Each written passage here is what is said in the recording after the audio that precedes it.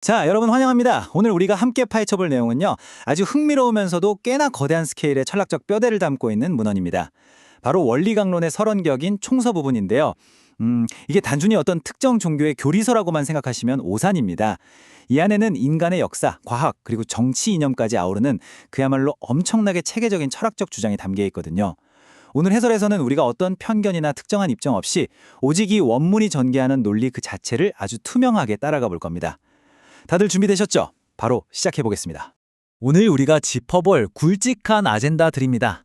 인간의 근본적 모순부터 시작해서 무지와 두 가지 진리, 기존 이념의 한계, 새 진리의 필요성, 그리고 마지막으로 지상천국과 문선명이라는 주제까지 살펴볼 텐데요. 이 문헌이 어떻게 인류의 아주 보편적인 문제에서 출발해 특정하고 구체적인 해결책으로 뻗어나가는지 그 구조를 자연스럽게 훑어보겠습니다. 자, 그럼 첫 번째 섹션, 인간의 근본적 모순으로 들어가 보죠. 텍스트는 누구나 공감할 만한 아주 보편적인 전제로 문을 엽니다. 세상 모든 사람들은 예외 없이 불행을 피하고 싶어하고 행복과 선을 추구하잖아요.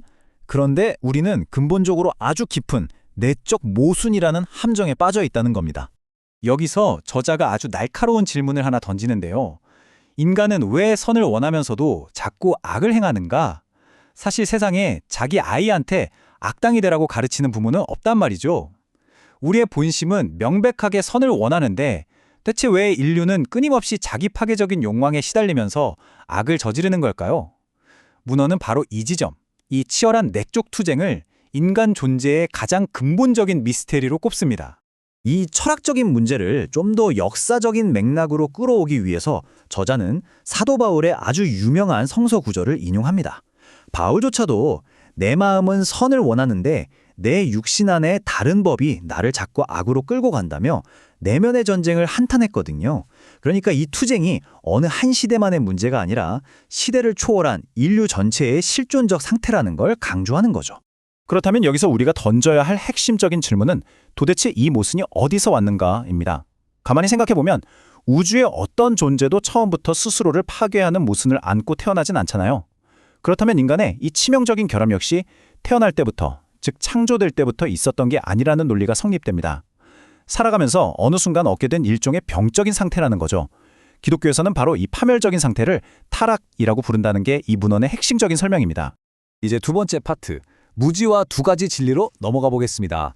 방금 말씀드린 그 타락의 결과로 인류가 어떻게 되었느냐, 지적으로나 영적으로 아주 깊은 암흑, 즉 무지의 상태로 곤두박질 치고 말았다는 게 이 문헌의 거대한 주장입니다. 이 부분의 세계관이 정말 흥미로운데요. 인간의 이 무지를 완전히 다른 두 가지 차원으로 쪼개서 설명합니다. 영혼이나 사후세계, 신, 그리고 선악의 기원 같은 걸 모르는 내적인 무지가 하나 있고요. 반대로 우리 육신이나 자연계, 과학적 법칙들을 모르는 외적인 무지가 있다는 겁니다. 결국 우리 인간은 이 두 가지 무지를 전부 다 극복해내야만 하는 엄청난 숙제를 안게 된 셈이죠. 그런데 인류가 가만히 있었느냐? 아니죠. 이 텍스트에 따르면 인간은 이 두 가지 무지를 치료하기 위해 아주 강력한 도구 두 개를 발전시켜 왔습니다. 내적인 무지를 깨우치기 위해 종교를, 외적인 무지를 깨우치기 위해 과학을 발전시켰다는 건데요. 이게 무슨 뜻이냐면 종교와 과학이 서로 물어뜯고 싸우는 앙숙이 아니라 궁극적인 진리를 찾기 위해 양쪽에서 나란히 달려온 두 개의 평행한 도구일 뿐이라는 겁니다. 정말 스케일이 큰 거시적인 관점이죠. 자, 세 번째 섹션은 기존 이념의 한계입니다. 여기서부터 저자의 날선 비판이 시작되는데요. 왜 수천 년간 발전해온 기존의 종교와 현대 과학이 오늘날 결국 막다른 골록에 다다르고 말았는지 그 이유를 아주 날카롭게 짚어냅니다. 인류의 역사적 타임라인을 쭉 펼쳐놓고 보면 이 주장이 더 대담해집니다. 역사 속의 기독교가 주로 사람들의 영적인 구원, 그러니까 내적인 문제에만 집중하다 보니까 현실에서 육신이 겪는 굶주림이나 사회적 불평등 같은 물질적 문제를 해결하는 데는 실패했다는 거예요. 그리고 정말 아이러니하게도 그 기독교의 실패가 오직 물질과 평등만을 외치는 공산주의가 폭발적으로 성장할 수 있는 아주 비옥한 토양을 제공해 버렸다고 분석합니다. 이거 꽤나 신선한 시각이죠. 그래서 이 문헌은 인류 역사의 마지막을 장식할 궁극적인 전쟁을 유심론의 뿌리를 둔 민주주의와 유물론의 뿌리를 둔 공산주의의 이념 대결로 봅니다. 그런데 여기서 아주 뼈아픈 진단을 내려요. 과연 현재의 민주주의가 저 무신론적이고 물질적인 공산주의의 논리를 완전히 흡수하고 굴복시킬 만한 탄탄한 철학적 무기를 가지고 있느냐? 아쉽게도 현재로서는 그 힘이 턱없이 부족하다는 겁니다. 그렇다면 어떻게 해야 할까요? 바로 여기서 네 번째 파트, 새 진리의 필요성이 등장합니다. 오늘 다루는 내용의 가장 핵심적인 전환점인데요. 기존의 종교도, 고도로 발달한 과학도, 심지어 민주주의 같은 이념도 인류의 근본적인 모순을 풀지 못하는 이 꽉 막힌 상황에서 텍스트는 이제 역사적으로나 영적으로 완전히 새로운 형태의 그야말로 새 진리가 지금 당장 절대적으로 필요하다고 선언합니다.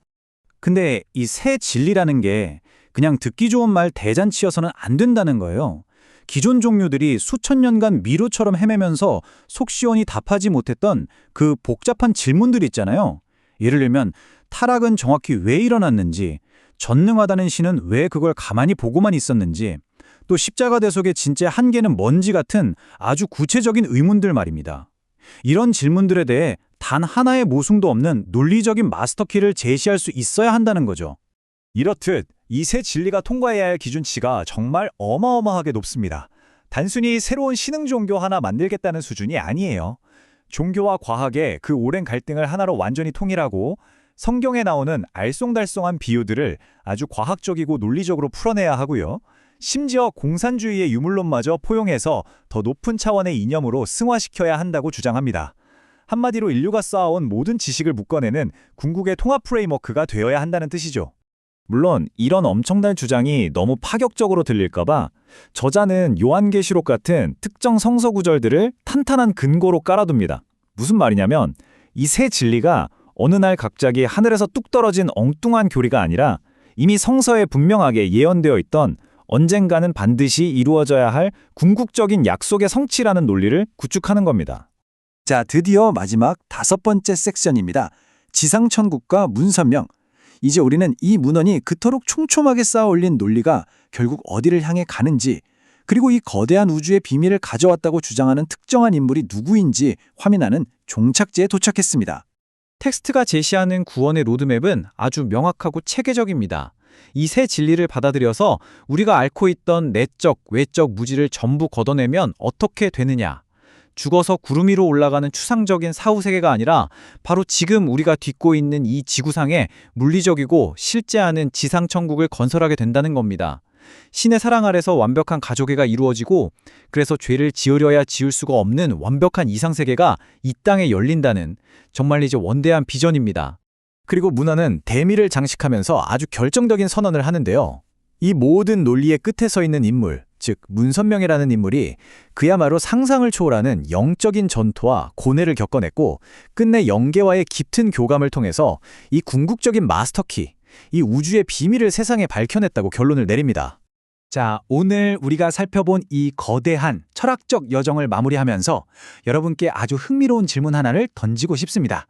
만약 과학의 차가운 논리와 종교의 뜨거운 영성, 그리고 서로 못 잡아먹어서 안달인 그 대립하는 정치 이념들까지 모조리 하나로 묶어낼 수 있는 완벽한 단 하나의 진리가 진짜로 존재한다면 과연 우리가 사는 세상은 어떤 모습으로 변하게 될까요? 이것이 바로 원리강론 총서가 오늘날 우리에게 던지는 가장 도발적이면서도 매혹적인 화두가 아닐까 싶습니다. 오늘 준비한 내용은 여기까지입니다. 여러분의 생각은 어떠신가요?